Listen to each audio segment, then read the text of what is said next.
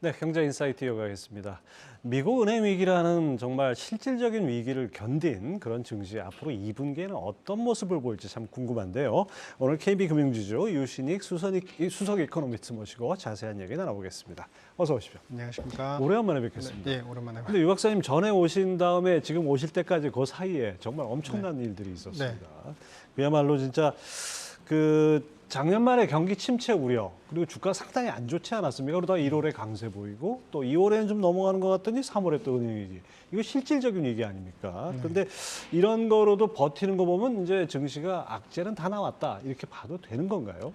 우리가 아직은 그러니까 모든 것이 다 표현됐다. 그래서 이제 충분하다라고 표현하기에는 부족함이 좀 있다. 그러니까 쉽게 말씀드리면 아직 좀 더 나올 수 있는 이제 매크로 상의 그리고 펀더멘털 상의 좀 네거티브한 이제 이슈들은 좀 남아 있다. 그러면은 우리가 금융시장을 이끌어가는 총 요소를 한 3가지 정도로 분리를 해보겠습니다. 예. 이제 첫 번째는 당연히 유동성에 대한 부분들, 그렇죠. 이제 이 유동성은 이제 정책에 대한 기대감이 이제 결부가 되고요. 두 번째는 향후에 이제 정책적으로 특히 재정 정책이나 그다음에 통화 정책 측면에서 전반적으로 정부나 중앙은행이 어떻게 끌어갈 것이냐에 대한 기대 혹은 거기에 대한 좀 약간 실망감 이런 이제 정책에 대한 부분이 순수히 반영이 될 것이고요. 마지막 세 번째는 이제 경기에 대한 부분입니다. 근데 지금은 이제 경기에 대한 부분들은 당연히 이제 안 좋을 것이다. 그리고 이번에 은행이 사태가 여기서 일단락될지 아니면은 뭐 바클레이스 같은 경우는 두 번째 어떤 파동이 있을 거다라고 예상을 하는데 그 파동에 대한 여부를 불문하고 경기는 어쨌든 안 좋아지는 쪽으로 회귀할 것이다. 근데 지금은 앞에 2가지 말씀드렸던 유동성에 대한 기대감, 그다음에 정책에 대한 기대감. 즉 이번에 사태가 발생했기 때문에 오히려 BTFP라는 프로그램을 통해서 유동성을 투입을 했고 여기에 더불어서 이제 재무부가 지금 부채 한도 이슈에 막혀 있기 때문에 돈이 없어서 사실은 대형은행들을 중심으로 유동성을 투입을 해야 되겠다. 그러니까 누가 분담을 하냐에 대한 이슈들로 지금 넘어가고 있습니다. 근데 이 이슈들이 대형은행들이 결국에는 자진 출납을 할 것이다. 그리고 재무부가 그렇게 설득을 하고 있다. 이런 이제 이슈가 있는 것이고 두 번째는 마찬가지로 이러한 정책이 나옴과 동시에 이제 PC나 물가도 어쨌든 기저효과로라도 떨어지고 있으니 이제 페드도 금리 인상에 대한 그 강건함 더 이제 충격적으로 할 수 있는 보폭은 이제 거의 다 끝나지 않았느냐. 즉 이 정책에 대한 기대와 유동성이 또 들어갈 수 있다는 이 기대로 지금 좋아지고 있는 상태인 것이고 분명히 말하면 매크로에 대한 펀더멘탈 요인은 앞으로 더 나빠질 요인들은 분명히 남아 있다.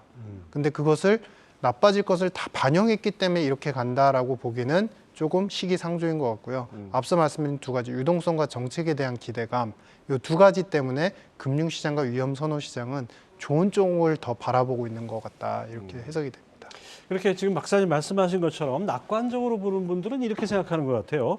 크레딧 스위스나 실리콘밸리 은행이나 이건 특수한 경우고 일반적인 경우는 아니다. 그다음에 대형은행들이 돈을 대주고 구제금융이 신속하게 진행돼 가지고 이게 해소가 됐다. 그러면 은행 시스템은 굳건하다는 방증 아니냐. 뭐 조그만 은행 한두 개 더 그럴 수는 있겠지만은 괜찮지 않느냐. 이런 생각은 박사님이 좀 위험하다고 보셨던데 그 이유가 뭡니까? 그러니까 우리가 그 돌다리를 한번 생각해 보시겠습니다. 그러면은 10개의 돌다리를 건너가는 도중에 첫 번째 2개가 흔들렸다 했을 때 두 번째 흔들리는 곳에서 멈칫한 사람은 보통 돌아갈래 이거 아닌 것 같아 라고 생각을 하게 됩니다. 그런데 그 돌다리를 심은 사람이 와서 2번째까지만 저희가 부실 공사를 했고요. 3번째부터 10번째까지는 저희가 완전하게 시멘트로 박아놨습니다. 이렇게 컨빅션을 주는 겁니다.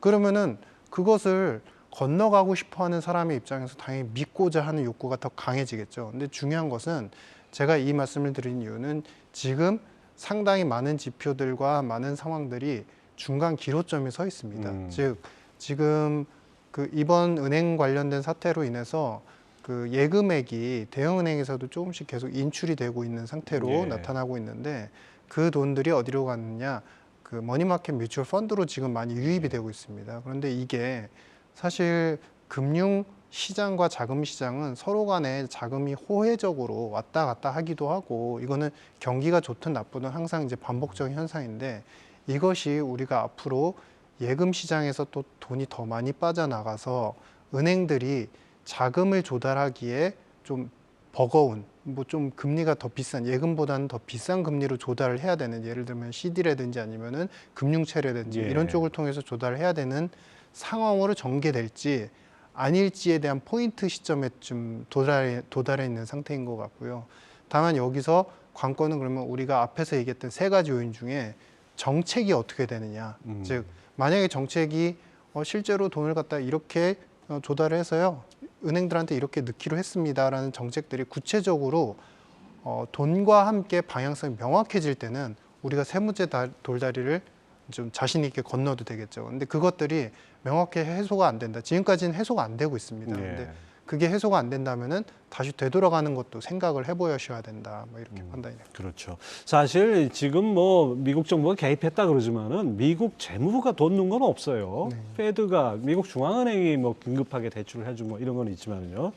근데 은행이란 것이 하나의 뭐라 그럴까 스크럼을 짜고 다닌다 그럴까 같이 움직여야 되는데 그 중에 하나가 문제가 생기면 전체가 문제가 생길 여지가 있다는 점, 이런 점들은 위기 의식은 공유하는 것 같은데요. 그럼에도 불구하고 현재 사실 중소형 은행 중에서 시한폭탄을 안고 있는 은행들이 있다, 뭐 이런 얘기들이 나오는데요. 구체적으로 좀 짚어주시죠. 그 캘리포니아대의 이제 경제학 박사님하고 그다음에 MBR의 경제학자분들이 이제 분석을 한 자료를 저도 이제 인용을 했습니다. 네. 참고를 해보니까 미국의 상업은행 4,800개, 거의 대부분 중소형 은행들을 대상으로 해봤을 때 이 은행들을 이제 장부가, 그러니까 우리가 갖고 있는 이 은행들이 갖고 있는 국채 가격이 최근에 많이 떨어져서 네, 이제 금리가 많이 시가로, 올랐으니까요. 그렇죠. 시가로 했을 때 이제 손실이 많다 보니까 그게 이제 팔면서 손실이 커지고 네. 그러다 보니까 자산 사이드가 위험해지니까 그것에 놀란 예금주들이 예금을 인출하고 이런 형태였지 않습니까? 근데 이제 결국에는 지금 이러한 금액들을 미실현 손실이라고 표현을 하는데 이 미실현 손실이 4,800개 은행 대상으로 검증을 해보니까 대략 2조 달러 정도가 된다고 예. 합니다. 그러면은 이 2조 달러들이 물론 각 은행들 개별 포트폴리오는 다 다릅니다. 이제 대출도 있고 이런 채권에 대한 투자 자산도 있고 그런데 이런 부분들이 자신들이 돈이 부족할 때 언제든지 이걸로 인해서 또 다른 2차, 3차 문제가 생길 수 있다. 다만 지금은 우리가 이거를 임시적으로 막아주고 있죠. 누구나? 페드가 막아주고 있습니다. 예. 이제 BTFP라는 창구를 통해서 국채를 가져오면 쉽게 말씀드리면은 이제 자동차를 타시다가 중고차 가져오시면 신차 가격을 보상해 드립니다. 이런 프로그램입니다. 근데 예. 1년 한도로 하고 있고요. 기간을 딱 그렇죠. 정해놓고. 1년 동안에. 근데 중요한 건 이게 한도액을 처음에 정해놨었습니다. 근데 이제 250억 달러 내외에서 하겠다라고 했는데 이 한도에 대한 부분들이 기존에 이제 QE나 QT를 할 때 혹은 타프라는 이제 여러 가지 구제금융 프로그램을 할 때도 사실은 이 한도가 잘 지켜지진 않았습니다. 그래서 이번에도 만약에 이것을 한도 처음에 설정한 것보다 더 많은 은행들한테 이것을 주어진다고 한다면 사실 은행들 입장에서는 약간은 리스크, 너무 위험했던 구간을 벗어날 수도 있다. 뭐 이렇게 보여집니다. 하여튼 뭐 앞으로 상황 전개는 우리가 주시할 수밖에 없는 것 같습니다. 뭐 긍정 요인, 부정 요인이 다 있는 것 같은데요. 자, 다시 시장으로 돌아와서 금리 인상을 연준이 그렇게 했는데도 자금 시장에는 여전히 돈이 많아도 꽤 많다. 박사님께서 유동성에 대해서 이렇게 분석을 하셨는데요. 증시에는 돈이 없는 것 같아요. 그 돈은 다 어디가 있는 겁니까? 뭐 지금은 이제 우리 그 야다인 리서치 자료를 잠깐 참고해 보시면 전체적으로 본드 뮤추얼 펀드 쪽으로 많이 들어가고 있습니다. 오히려 이제 그 에쿼티 쪽에서는 이제 에쿼티 뮤추얼 펀드 쪽에서 돈이 이렇게 조금씩 빠지고 있고 예. 채권 쪽으로는 분명하게 확연하게 이제 일직선상으로 올라가고 있는 순유입이 늘어나는 형태가 보여지고 있고요. 거기에 더불어서 이제 앞서 말씀드렸던 단기 자금을 운용하는 펀드인 MMF, 그러니까 MMF요. MMF의 뮤추얼 펀드니까 MMF라고 보통 표현을 하는데요. 이쪽으로도 이제 돈이 좀 들어가 있는 상태이고요. 근데 이 돈들이 총괄적으로 보면은 총 전체적인 미국의 M2 규모가 얼마일까 이렇게 보시면 21조 달러 정도가 됩니다. 근데 이제 그게 대략 이제 작년도 재작년도에 피크를 찍었을 때가 21조 7천억 달러 정도였는데 지금도 21조 한 2, 3천억 달러 내외에서는 유지가 되고 있습니다. 그러니까 즉 이야기는 뭐냐면 금리를 많이 올렸을 뿐이지 본질적인 유동성을 갖다가 회수하는 전략, 즉 페드가 유동성 회수하는 QT라는 것을 그렇게 적극적으로 시행해 오진 않았다. 예. 말과 약간의 액션 정책은 좀 다르게 진행이 되었기 때문에 금융시장, 꼭 주식이 아니더라도 다른 금융시장에서 돌고 있는 돈들은 상당히 많다. 뭐 이렇게 보여집니다. 예. 자, 이런 은행 위기도 있었고 여러 가지 논란들이 있었는데 1분기에 나스닥이 14.8%나 올랐어요. 이 증시가 이렇게 선방하는 이유는 뭐라고 봐야 될까요? 전체적으로 이제 돈의 흐름 자체가 우리 예전 같은 경우는 이제 신용 경색이 나타나면 그 신용 경색으로 인해서 이제 자금을 빌려줬던 기관이나 투자자들도 그 돈들을 급작스럽게 회수를 하게 되고 그러한 리스크들이 다 본질적으로 다 번지기 때문에 이제 너도 나도 유동성을 꾸리고 돈을 갖다가 자신의 지갑 안에 이제 좀 약간 담아두려는 그런 이제 형태가 나타납니다. 근데 지금 같은 경우는 아직까지는 자산의 전체적인 패턴 자체가 이쪽은 좋으면 저쪽은 좀 나빠지고 예. 저쪽이 좋으면 이쪽이 나빠지고 이게 약간의 개념은 좀 다를 수 있지만은 야대뉴 리서치에서 이런 표현을 했었어요. 그러니까 롤링 리세션이다. 그러니까 금융 시장도 경기도 마찬가지인 겁니다. 한쪽이 안 좋으면 한쪽이 좀 좋고, 예. 근데 또 돌아가면서 또 다른 쪽이 안 좋아지고 뭐 이런 형태가 반복이 된다는 것이거든요. 그러니까 즉 이야기인즉슨 뭐냐면 전체적으로 돌아가면서 안 좋지만 균형적인 그 관점에서 봤을 때 전체 이러한 금융 시장과 경기를 떠받치고 있는 유동성은 여전히 공고하게 지금 지배를 하고 있기 때문에 어느 한쪽이 안 좋아진다고 해서 추세적으로 안 좋아지기보단 좀 안 좋았다가 즉 예. 나스닥이나 미국 지수, 그러니까 주가 지수 같은 경우 작년도 하반기까지 좀 그 패턴이 상당히 안 좋았기 때문에 거기서 또다시 어느 정도의 수준으로 복원을 하고 있고 그런 와중에 지금 올 연초에 굉장히 랠리를 보던 채권 시장은 잠시 또 주춤을 하고 있고 이게 서로 간의 시속 게임으로 계속 반복이 되고 있다. 이런 반복은 돈을 갖다가 적극적으로 완전히 그 줄이겠다라는 정부나 중앙은행의 정책 발표가 있고 실행이 되지 않는다면 이런 현상은 앞으로도 계속 지속이 될 수밖에 없다 이렇게 보죠. 뭐 채권이 요즘 뭐 조금 주춤했지만은 채권 시장이 올 들어서 상당히 강세 보이지 않습니까? 이 채권 강세는 세계 공통 현상이라고 봐야 되죠. 예, 맞습니다. 그러니까 기본적으로 이제 채권 본드에 들어가는 돈들은 어차피 미국 쪽 채권에 들어가게 되면 결국에는 그 미국 채권뿐만 아니라 다른 유럽채라든지 다른 채권 시장으로 그러니까 이머징까지는 약간은 좀 거리가 멀고요. 예. 이제 다른 선진국 채권 시장으로까지 돈이 좀 들어가는 편입니다. 근데 이러한 현상들이 공통적인 게 이번에도 보셨다시피 이제 유럽 같은 경우도 물가가 예상치보다 좀 많이 낮게 나왔고 그다음에 미국 같은 경우도 연초에 나타났다 예상치를 상회했던 패턴보다는 PCE가 이제 안정화되는 그러니까 예상치보다 소폭 하회하는 예. 그런 이제 형태로 나타나고 있는데 이야기인즉슨 뭐냐면 전 세계적인 어떤 물가의 가장 그 키워드가 됐던 미국의 물가도 이제 전년비 효과 때문에 서서히 줄어들 수 있고 그 여파에 의해서 채권형 펀드나 자금들로 돈이 유입이 되니까 기타 채권, 다른 국채, 선진국 국채로까지 자금 유입이 확산이 된다. 그래서 이러한 기조들은 아마도 이제 올 연말 돼서 이제 금리 인상 종료나 여러 가지 정책적 시그널이 확실히 이제 페드나 이제 다른 ECB나 중앙은행들이 여기서 더 이상의 금리 인상은 좀 못하겠다라는 스탠스가 명확해질 때 그때 돼서는 이제 채권 시장의 어떤 강세나 자금 플로우는 더 확대될 여지가 있다 이렇게 보이죠. 그러면 단도직입적으로 여쭤볼게요. 그러면 올해는 주식 대신 채권으로 가야 되는 겁니까? 이 박사님 이런 질문 많이 받으시죠? 네, 맞습니다. 저는 채권이 오히려 더 유리한 시점이라고 보고 있고요. 그러니까 앞에 우리가 세 개 말씀드렸던 내용을 다시 한번 짚어보겠습니다. 유동성, 그다음에 두 번째는 정책의 기대감, 그다음에 세 번째 매크로.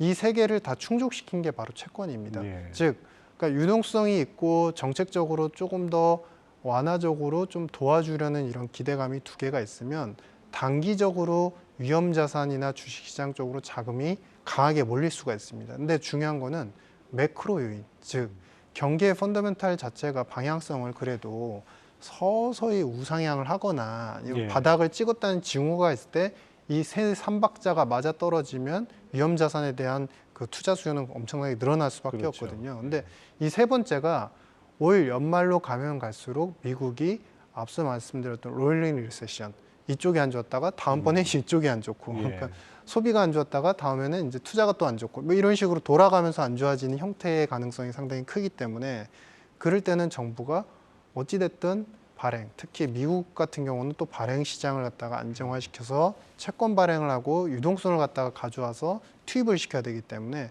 결국 채권 시장의 안정화를 이 세 가지 박자로 다 안정화시킬 수밖에 없는 그런 요인이 된다. 뭐 이렇게 보여집니다. 예, 그렇군요. 결국 채권 강세는 안전 자산이 다시 돌아왔다. 뭐 이렇게 표현할 수 있을 것 같은데요. 그럼 채권, 달러, 금 이런 것들이 떠오르는데 이런 안전 자산들도 같이 갈까요? 일단은 지금은 이제 미국 경제의 YOY 숫자라고 해야 되겠습니다. 그러니까 YOY나 이제 QOQ 숫자라고 표현을 하게 되겠는데요. 이제 GDP 성장률의 패턴이 지금은 이제 작년도까지 연말 하반기까지는 좋았지만 올해 들어서면 이제 서서히 그렇다고 완벽하게 이제 다운그레이드가 쇼크처럼 오진 않지만 서서히 힘을 잃어가는 국면이고 달러의 장기적인 추세는 미국의 경제 성장률의 그 YOY 혹은 QOQ의 패턴하고 상당히 일치하는 면이 있습니다. 즉 여기서 달러가 지금 낮아져 있지만 큰 쇼크, 갑작스럽게 뭐 돈이 부족해요 이런 쇼크가 오지 않고 미국 경제가 서서히 다운그레이드가 될 때는 달러도 완만하게 떨어지는 경향이 있기 때문에 달러를 지금 투자하는 방향성보다는 오히려 우리가 달러에 대비한 첫 번째는 채권 혹은 오히려 금 같은 이제 수요들을 해지 차원에서 좀 장기적으로는 좀 관심을 두시는 것도 좀 합리적으로 보인다 이렇게 보여집니다. 최근 반도체 약진은 어떻게 봐야 됩니까?